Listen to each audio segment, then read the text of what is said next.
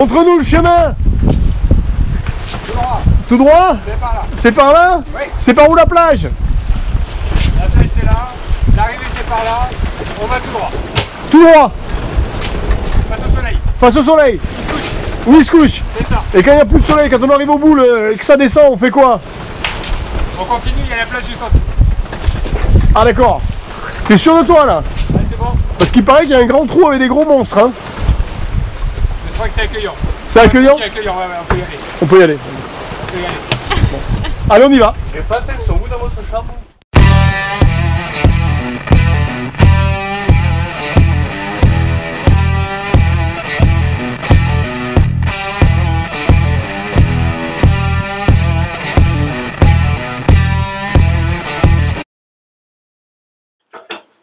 Bon, et bien, c'est ce que nous avons fait. Nous avons continué tout droit pendant des jours et des nuits. Mais bon, on vous laisse profiter de ce magnifique coucher de soleil pour commencer cette vidéo. Le spi d'un côté, le génois tangolais de l'autre. On faisait 5 nœuds, c'est tranquille. Tout le monde apprécie ça. Allez, la fameuse bouteille à la mer du milieu de l'Atlantique, le 7-11-2017. Si vous trouvez cette bouteille, eh bien, il y a l'email sur la carte. Envoyez-nous là. On a fait ça en 4 langues. On va voir s'il arrive sur les côtes du Brésil ou de l'Amérique du Sud ou quelque part par là. Et puis si c'est le cas, on vous tiendra au courant. Le plus loin possible. Oh merde. Mon truc a pas tenu. Mais le bouchon a tenu. Et on lâche rien côté pêche. Hein. Les dorades deviennent de plus en plus grosses. Celle-là, elle fait pas loin d'un mètre. Elle doit faire ses bons 80 cm. Il est content. C'est la plus grosse qu'il ait faite de sa vie. C'est plus en photo. Allez, vas-y, vas-y, vas-y, vas-y.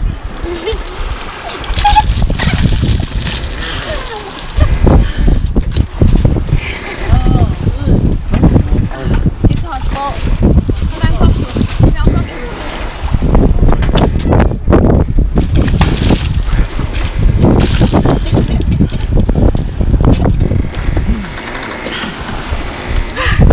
Tu vas t'arrêter Hugo. Il prend l'eau en plus celui-là. Toi, t'es trop con, toi. C'est les gars, Là, c'est de la volonté, quoi. Voilà, oui. Allez, c'est pas les pin-up de la semaine, mais elles sont mimi, nos deux crews. Allez, l'apprentissage touche à sa fin, donc il était temps de commencer à laisser à l'équipe le plaisir d'essayer de préparer le spi tout seul et de l'envoyer. Je ne fais que superviser et ils s'en sont super bien tirés. Je cherche le bon sens.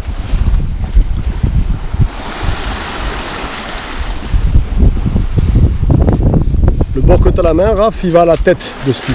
Blanc. Ouais, il va à la tête. Voilà, voilà. Là, je le recule. Voilà, et tu vas trouver la tête au bout. Alors, je ne suis pas météorologue, mais je vais essayer de vous faire un petit peu de météo. Donc là, c'est les nuages qui commencent à bourgeonner dû à l'humidité. Vous voyez, ils commencent à monter vers le haut. Il y en a deux sortes. Cette sorte-là, elle s'aplatit. C'est des débuts de cumulonimbus. Ce sont les plus drus, si vous voulez. Et quand ils passent à la forme où c'est fait, voilà ce que donne le grain. Donc c'est les grains que vous avez nuit et jour. On les trouve très bien au radar. Il faut regarder dans quel sens ils vont se déplacer. Vous voyez la pluie qui tombe dessous. Et petit à petit, le nuage va se déliter. Et la deuxième forme que vous allez trouver lors de cette transade, c'est souvent des longs nuages. Ceux-là ne sont pas très violents. C'est plus de précipitations par contre, mais très peu de vent. Et cela donne de magnifiques arcs-en-ciel et des choses comme ça. On les trouve en général entre aux 4 ou 5 jours avant la fin de la transat, les grains commencent. Je sais, c'est sur aucun manuel de plongée, mais de navigation, mais c'est comme ça.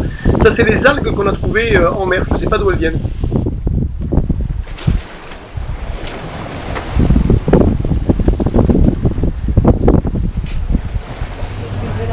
Salut Raph.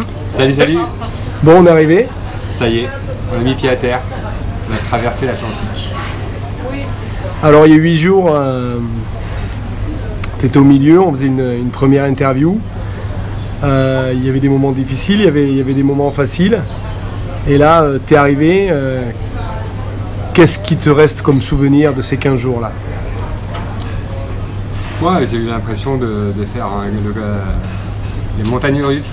Montagnes russes dans le sens où j'ai senti à un moment donné un grand vide, vraiment d'être au large de l'océan et de pouvoir vraiment m'éloigner de ma vie d'avant et en même temps de me retrouver aussi face à moi-même profondément et vraiment l'effet de l'immensité encore une fois de l'océan et du ciel, le fait d'avoir cet horizon en permanence comme seul décor de fond.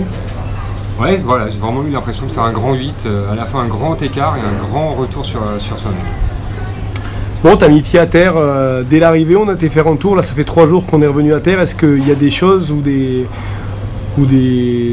moments où tu te dis punaise, ça m'a changé cette transat par rapport à ton relation à la nourriture qui est à volonté, l'électricité, le fait de pouvoir dormir à plat, etc. etc.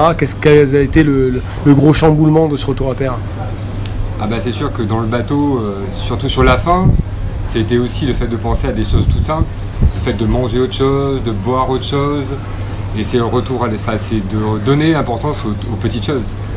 On a mis pied à terre, j'ai envie de dire quoi pour moi c'était ce qu'il y avait de meilleur au monde, parce que c'était une autre diversité. Alors il se trouve qu'on allait à Barbade, du coup on a bu du rhum, donc ça tombait plutôt bien, et même si c'était un petit rhum dans un petit boui-boui improbable, c'était pas le meilleur rhum, pour nous ça a été le meilleur rhum du monde, parce que voilà, par la bouteille qu'on a ouvert à mi-transat, on n'a pas bu d'alcool, on a bu de l'eau et du coca. Donc là, ouais, je pense que ça redonne peut-être de la place et de la valeur aux choses. Et en tout cas, c'est d'apprécier les petites choses qui on s'en rend peut-être pas toujours compte au quotidien, mais là, elles prennent toute leur importance. Et tu étais venu pour... tu savais qu'on allait arriver dans des îles. Là, c'est la première fois que tu te baignes dans des eaux aussi bleues. On a vu... on est là depuis 2 jours, on s'est baigné avec les tortues, on a été voir une épave. C'est un peu le paradis, quoi. Ah, c'est magnifique. Ouais, on est un peu dans une carte postale. Et puis, même si c'est un petit peu bateau de dire ça, c'est... de temps en temps, ça fait plaisir aussi de faire du bateau, quoi. Sans faire du jeu de mots. Mais c'est vrai que là, ce matin, on se réveille, on met les pales, on met un masque, on plonge, on va se balader. Johan, collègue, il dit, moi j'ai vu des tortues là-bas. On y va et on tombe sur 7 ou 8 tortues. Enfin, vraiment, c'est extraordinaire, quoi. En plus, l'eau, elle est hyper turquoise, on voit vraiment le fond. L'eau, elle est bonne. Bah, je veux dire, vraiment, c'est des... Ouais, moi, je suis jamais allé sur des îles des Antilles. Là, on est un peu dans la carte postale et franchement, c'est pas mal, les cartes postales. Est-ce que ça valait... C'était le prix qu'il y a eu à payer pour ça, il le valait vraiment, quoi? Bah, en tout cas, je pense que j'apprécie d'une autre manière que si j'étais mis en avion. C'est-à-dire en 24 heures avant, j'étais chez moi, j'étais au retour dans les îles. Là, c'est quand même 2 mois de bateau, parce qu'on a quand même passé 2 mois, parce qu'on a eu rendez-vous à Gibraltar il y a 2 mois. Donc 2 mois sur un bateau, et puis 16 jours quand même de traverser l'Atlantique. Ouais, on apprécie les choses différemment. C'est comme quand on arrive en haut d'une montagne en vélo, après 10 heures d'effort. Forcément, le panorama, on l'apprécie différemment, quoi. Bon, un échec dans le recrutement féminin sur ce bateau. On n'a pas été très fort avec, ou on n'a pas été très chanceux avec les filles, hein. On a eu 2 abandons avant la transat. Puis après on a récupéré Johanna et Juliana et on en a une qui a été, enfin les 2 ont été pas mal malades. Et puis Johanna, des difficultés à se faire au rythme. On a tout fait, mais c'était dur, ça? Bah, c'est vrai que la vie à bord elle est dure, on l'a déjà dit à la vidéo de mi-transat, mais l'inconfort, et puis mine de rien c'est quand même physique. C'est quand même physique de tirer les écoutes, ça demande d'être réactif quand il y a besoin de faire une manœuvre, c'est-à-dire qu'il y a besoin de se mettre aussi dans un état d'esprit qui n'est pas forcément d'urgence, mais d'être toujours prêt à se mettre dans l'urgence. Quand le SPI il tombe, on n'a pas le temps de discuter, de savoir si on y va ou pas. On écoute le capitaine dit ce qu'il y a à faire. Entre le moment où il le dit et le moment où on le fait, en fait c'est très court, il faut que ça se fasse dans l'instant. Donc après effectivement sur les femmes qui étaient à bord, ça a été compliqué pour elles. Nous on a essayé de tout faire en tout cas pour qu'elles puissent le vivre au mieux, mais il se trouve qu'effectivement ça a été compliqué. Du coup c'est compliqué à la fois de faire pour elles et avec elles, et de faire à la place aussi. Du coup on s'est organisé différemment pour faire les repas, pour faire ce qu'il y a à faire sur le bateau. Donc ça montre quand même que la traversée c'est pas anodin et que c'est à la fois physique et moral. Et je crois que les conditions d'entrée sur le bateau sont vraiment essentielles pour le vivre. Parce qu'en tout cas moi, de ce que j'en ai ressenti, c'est que moi j'étais bien pour entrer sur le bateau. Parce que j'étais à l'aise et c'était mon projet. Et la traversée, ça l'a mis en expansion en fait. Ça a été Donc peut-être qu'il y a eu des interférences comme ça, hein. C'est peut-être le psychologique, c'est peut-être le physique, peut-être un mélange des deux. Mais en tout cas, le bateau, il développe ce qu'on a en soi. On va parler de deux choses un peu plus techniques. Le frais à bord, l'avitaillement. Ça a été bien géré avec l'eau. Donc là, on est quand même assez fiers de nous, puisqu'on a quand même mangé des salades de tomates jusqu'à quelques jours avant l'arrivée. Alors évidemment, on a économisé et tout, mais on est quand même arrivé à acheter des tomates au Cap-Vert, des rouges et des vertes qu'on a pu faire durer. Donc on est quand même arrivé à se faire des salades jusqu'à la fin, et ça, à la fois c'était important, mais c'était pas gagné d'avance.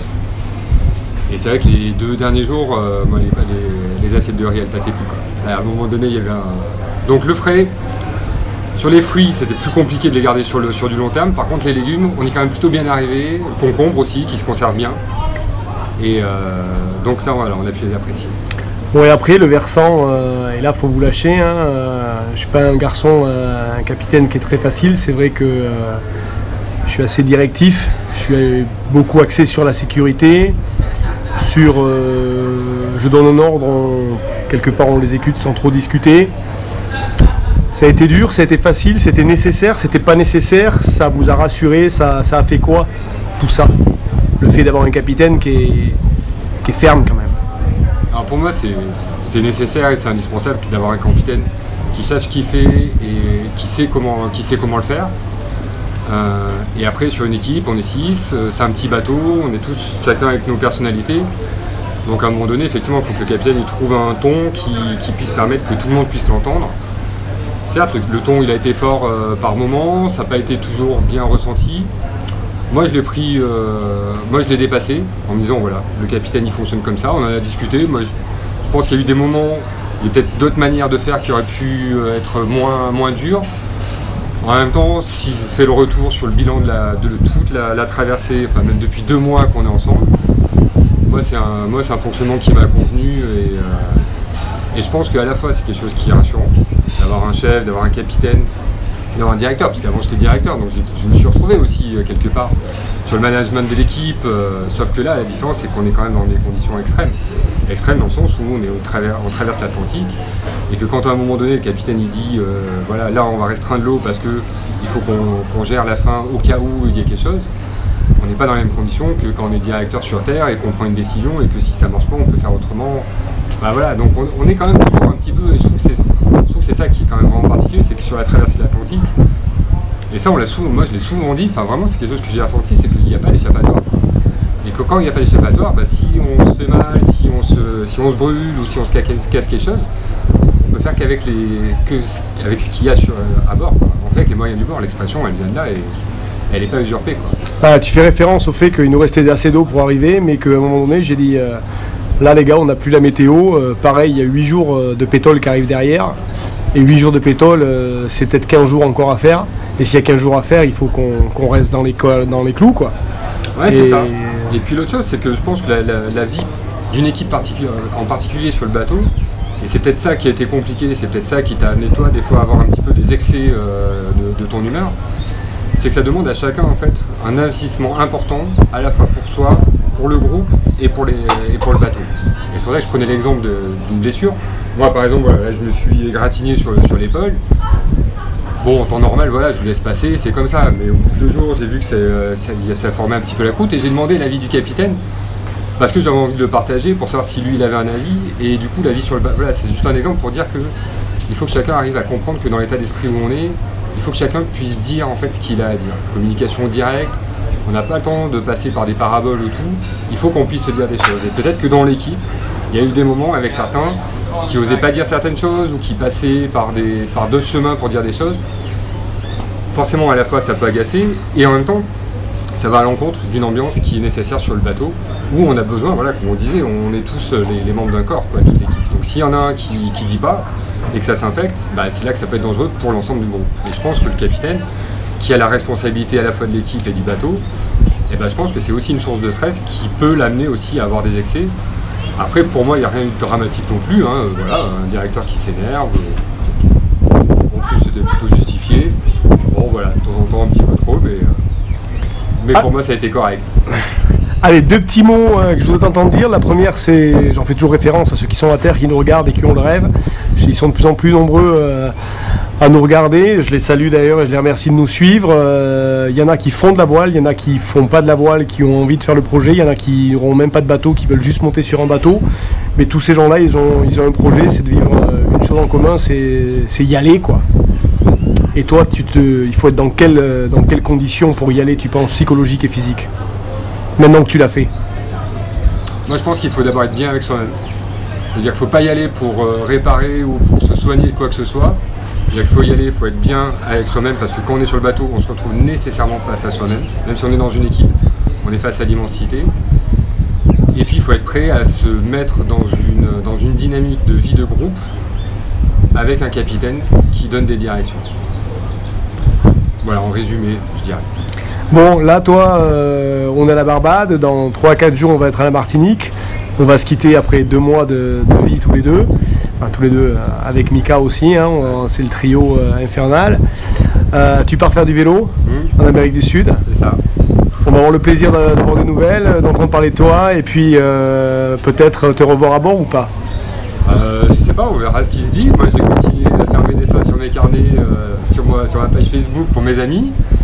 Et puis effectivement, je vais prendre l'avion pour aller en Colombie, puisque le projet c'est d'acheter un vélo là-bas en Colombie et de traverser l'Amérique latine pour descendre la côte chilienne jusqu'à Ushuaia.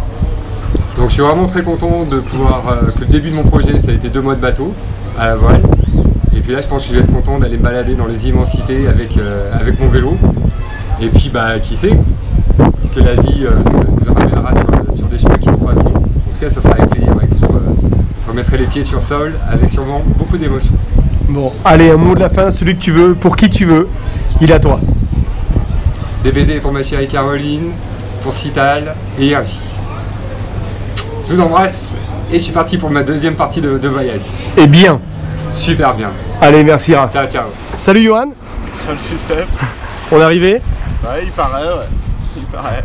Que je veux dire, t'étais le seul à bord qui s'est pas langui du temps, de la distance. Toi, t'étais parti, toi. Ouais. Ça aurait pu durer le double, ça aurait été pareil. Ouais, t'étais bien. Ouais, carrément. Bon, on a eu des moments difficiles tous les deux. Ouais, un petit peu. Mais... Ouais, tu nous l'as dit. Et puis, moi, j'ai récupéré un mec qui était taciturne et qui était pas un super voileux. Aujourd'hui, on a un gars qui est plein d'humour et à qui je laisse sans problème la barre 2 jours, etc. etc. Qu'est-ce que t'en penses? Eh ben si, ouais, je trouve que j'ai quand même bien progressé. Hein. Je suis pas encore capitaine, loin de là. Mais je pars sur de bonnes bases. Ouais. Tu m'en veux? Ah non, pas du tout. Non. Ça a été dur? Au contraire, hein, ouais, justement, tu m'as quand même appris des trucs et c'est ce que je voulais. C'était pas la bonne méthode, tu crois? Ah si, sûrement. Si, il y a des chances que c'est une bonne méthode, justement, ouais. Bon, qu'est-ce qui a été le plus dur pour toi? Maintenant, à la fin? Plus dur, comme l'autre coup, là, que tu me parlais mal, ça j'ai eu du mal, quoi. Pour moi, il n'y a rien eu de vraiment dur, je trouve. Ouais, je t'ai quand même refilé à un moment donné des quarts de 4 heures, justement, avec Johanna qui avait du mal. Ouais, ça a été long, ça? Non, ça a été aussi, quoi. Ouais, les 4 heures passaient vite aussi, quoi. On faisait un concours d'étoiles filantes avec Johanna et le temps passait bien. Ouais, bon, les restrictions d'eau, etc., etc., toi t'as apprécié, toi? T'as les mots épicés? Ouais, c'est ça, ouais. 1 litre d'eau par jour, faut pas plus. Même si on a chaud, et 1 litre, c'est bien. Bon. Et un bout de pain. Et un bout de pain, ouais. C'était un désir que tu avais de naviguer. Tu vas sûrement faire la Transat Retour. Ouais. Si tu avais un mot à dire à ceux qui veulent le faire? Eh ben, ouais, toujours être surmotivé pour le faire, parce que quand même c'est pas évident, faut prendre sur soi, ouais, faut être avec les autres, on était un groupe sur le bateau et ouais, si on a du mal à s'intégrer dans un groupe, c'est peut-être un peu plus dur, je pense. Mais vraiment être surmotivé quand même, ouais. Qu'est-ce qui a changé littéralement entre le moment où on était sur le bateau après 15 jours et là où tu es venu à terre? Il y a eu un chamboulement quand même. On arrive, qu'est-ce qui se passe? Eh ben, moi je me suis baigné, c'est ce que je voulais déjà. Et ouais, voir les tortues, voir les belles plages, la Barbade, les gens sont cool. Et enfin on est aux Antilles, depuis le temps que je voulais venir là. Et c'est que le début. Un mot de la fin? Le mot de la fin, et ben si, que je vais aller me baigner. Tiens. Allez, c'est parti. Allez, Allez, salut. merci à toi, salut.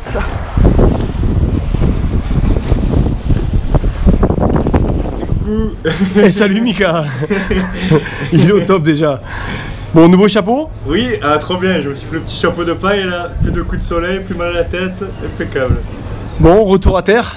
Ouais, ça fait du bien. C'était quoi le choc de retrouver la terre? Qu'est-ce qui a changé dans tes habitudes je veux dire, du tout au tout en 2 heures, t'es sur un bateau, ça roule, ça bouge, ça fait tout. Et là, on prend l'annexe, on arrive à terre et tout change. Qu'est-ce qui a changé? Bah, déjà, rien que se retrouver sur un truc stable, c'est impressionnant, enfin, ça change beaucoup, voir du monde, la population, du bruit, les odeurs. Et la nourriture. On a mangé le meilleur burger du monde. Ah, je te l'avais vendu celui-là. Hein. Vraiment, voilà, manger, voir du monde, du bruit, boire un coup, pouvoir se déplacer, avoir de l'espace. Enfin, l'espace on en avait, mais pouvoir se déplacer et marcher ne serait-ce que 5 minutes droit. Voilà, non, vraiment, voir des gens, discuter, c'était vraiment. On se languissait tous, je pense, ça fait du bien. Qu'est-ce que je veux dire, t'es très connecté avec la famille, avec les proches. Il y avait un manque, hein? Ouais, vraiment, c'était très dur, j'aurais jamais cru. Vraiment, c'était une très dure. Je pense que le plus dur pour moi dans la transat, c'était vraiment ça, de pas pouvoir appeler mes proches, Fanny, de pas pouvoir les avoir au téléphone, avoir des nouvelles. Vraiment, les derniers jours, tous les jours, je pensais à eux, j'espère qu'ils allaient bien, je voulais d'avoir une connexion. Et d'ailleurs, dès qu'on était à 20 000 des côtes, mon téléphone a sonné, c'est bon, j'ai appelé Fanny, j'ai envoyé des messages. Ouais, vraiment. Je l'avais jamais cru, mais pour moi c'était important en fait. C'est vraiment important. Les gens qui nous entourent, on pense beaucoup à eux quand on les a pas. On pense moins à eux quand on est sur Terre, mais voilà. Tu as eu 4 jours difficiles au départ et 4 jours difficiles à la fin. Ouais. Au milieu, ça a été à peu près. Ouais, tu as une explication là-dessus? Bah, je pense qu'au début, il faut prendre le rythme. Voilà, c'est pas évident de suite d'être dans le bain.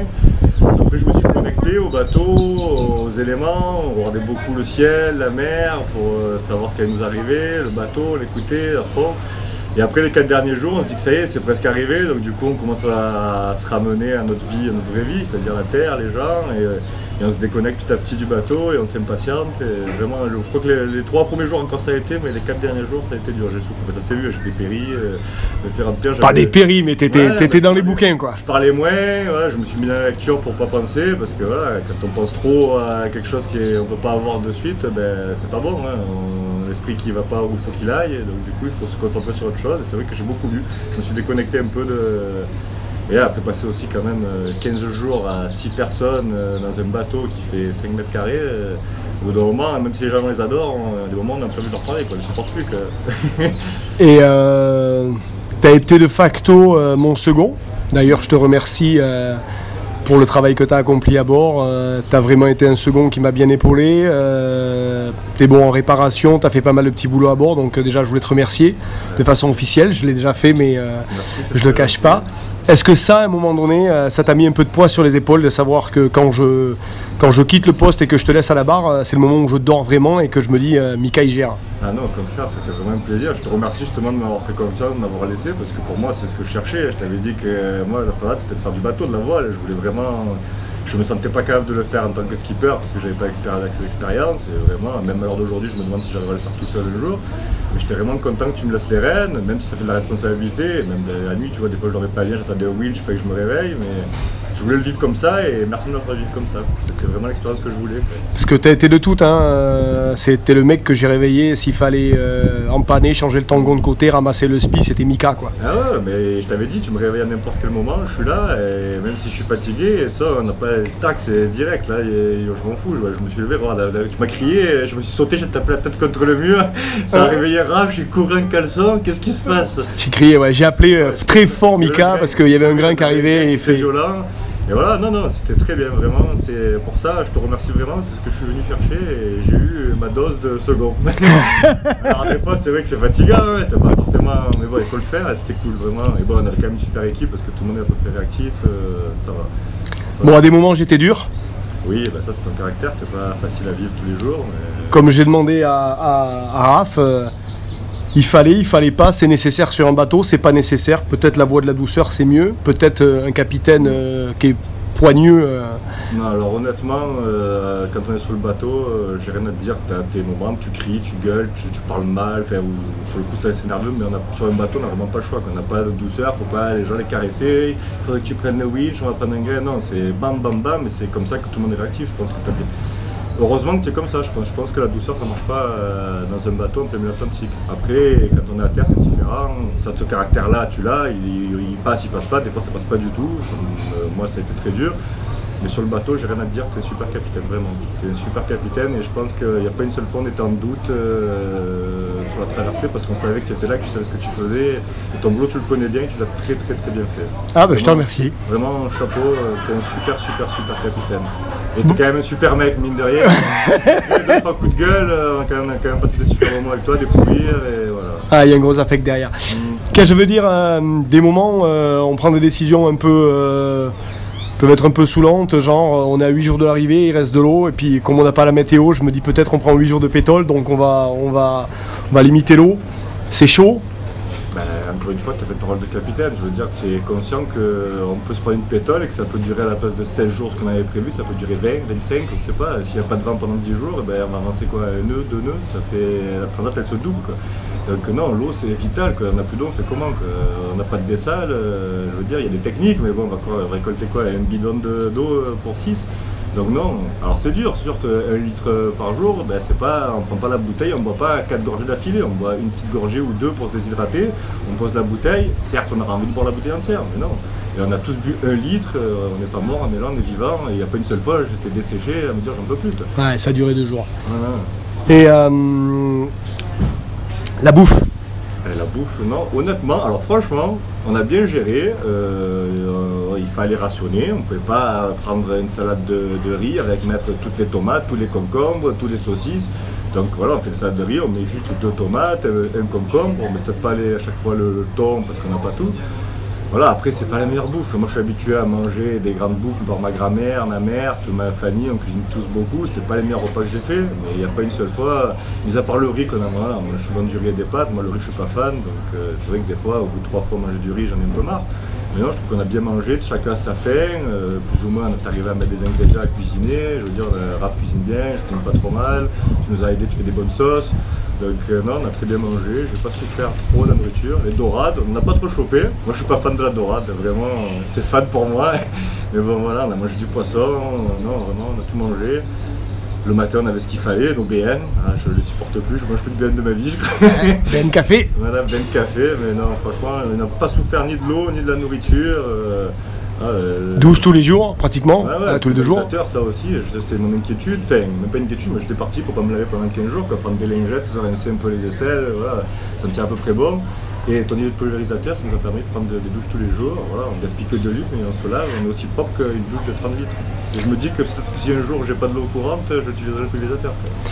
Et bon, tu vis en Corse, tu vis à Marseille, tu vas souvent en Corse.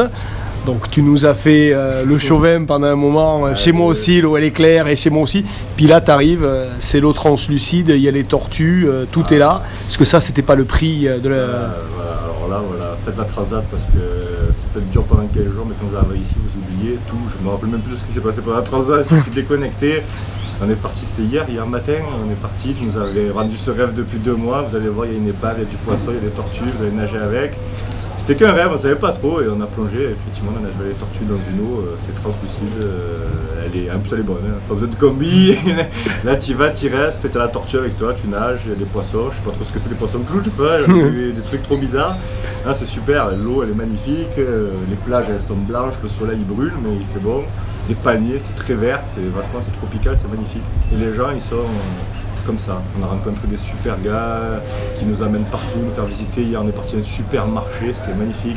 C'est bon, très condensé, beaucoup de monde, mais non, vraiment super la Barbade. Les Français ne voulaient pas y aller, mais franchement, vous avez tort. Et petit mot pour ceux qui ont envie de le faire, hein, comme je disais, pareil pour Raph, qu'ils soient marins, pas marins.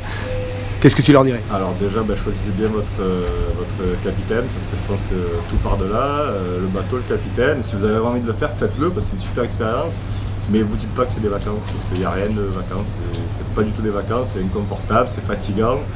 Mais l'expérience vaut vraiment la peine d'être vécue. Je veux dire, c'est comme on pourrait dire l'expérience de, comment il s'appelle, seul au monde, ou celui-là qui... Voilà, c'est de la survie, c'est une petite part de survie, quoi, et c'est très intéressant. C'est très intéressant. Allez, le mot de la fin, il est à toi. Bon, ben bisous Fanny, je t'aime fort, il reste plus que 4 jours, j'en peux plus, tu me manques, j'ai qu'une envie c'est de te retrouver. Ma famille, je vous aime fort aussi, mes amis, vous me manquez, on se reverra un jour, je sais pas. Et voilà, et merci à toute l'équipe, parce que voilà, c'était quand même un bon voyage tous ensemble, on s'est supportés, on a rigolé, on a passé des bons moments et ça s'est bien passé. Tu vas continuer à nous suivre, Mika, et on te reverra à bord. Mais bien sûr, ben, on se revoit, nous déjà. Ah, ben ouais, déjà. Et, bien sûr, je suivrai ton YouTube channel, et peut-être qu'un jour on se recroisera quelque part, et puis on tombera des nouvelles sur longtemps. Et puis si un jour tu veux traverser, que tu cherches un second, je suis ton homme. Tu me ferais mon second? Il n'y a pas de souci. Peut-être qu'on fera le Pacifique, qui sait? Qui sait? Qui sait? Bisous tout le monde. Merci. Ciao, ciao, merci à toi. Bon, bilan sur cette transat après eh bien, les interviews de l'équipage. Le premier bilan pour moi, c'est un bilan matériel. On n'a rien cassé. Enfin, on n'a rien cassé. On a cassé une tasse et une assiette creuse. Ce qui n'est pas grand chose. Donc déjà, ça c'est un premier bilan qui veut dire qu'on a bien managé d'un bout à l'autre la transat, les choses, parce que 2 semaines de voile qui glissent sur un haubans ou quelque chose comme ça, vous avez vite des dommages à bord, un empannage intempestif, choses comme ça. Donc on a bien géré la chose. On s'est battu avec ce SPI quand même, hein, encore une fois. Donc là, c'est vrai que ça fait plusieurs fois qu'on le faisait et c'est quand même bien de l'avoir fait. Bilan humain, bon, une super équipe, les 2 garçons au top. Les filles, plus difficile pour elles, hein, pas de connaissance de voile avant de partir, elles ne savaient pas trop ce qu'elles allaient avoir et du coup ça a été quand même assez dur. Mais bon, dans l'ensemble on a réussi à manager ça, c'est pour ça que c'est important de partir à 6 je pense, parce que si là, comme le cas échéant, vous en avez 2 qui sont malades, on reste à 4, donc ça c'est bien. Bilan de la météo, on était parti sur un créneau léger, on a eu du temps léger jusqu'au bout, ça nous a permis que ce soit pas si inconfortable que ça, malgré ce qu'ils ont pu dire, ça aurait pu être beaucoup plus inconfortable que ça. Et puis après, voilà, le provisioning, tout ça s'est plutôt bien passé, une transat relativement facile par rapport à celle que j'ai déjà eue, assez courte hein, finalement, Cap-Vert, Barbade, c'est jamais que 2000 milles. Et puis j'ai envie de dire, voilà. Ça vaut le coup, l'arrivée est là, donc on est plutôt content de l'avoir fait et puis je vous encourage à suivre le nouvel épisode, je vais vous donner plein de petites infos sur la Barbade, le mouillage, le yacht club, le prix de la vie, comment est la ville, etc. Ça c'est à venir dans la prochaine vidéo.